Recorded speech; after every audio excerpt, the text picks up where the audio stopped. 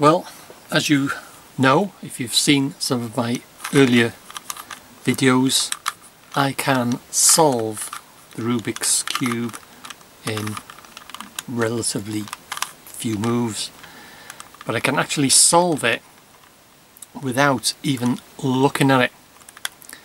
I just take the first glance to work out the combinations and then I'll solve it. And just to prove that, I won't look at it, I'll mix it up a bit in case you think I've set it up or whatever. Won't even look, I'll mix it up, whatever. And that's all I need now, is to work out. Okay, I'll put it behind my head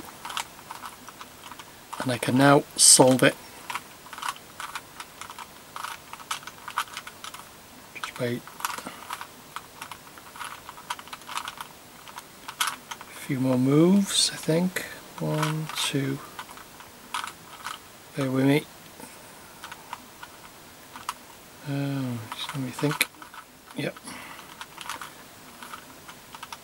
4 more moves now, I think. 1, 2, 3, 4, and that's it. It is now solved.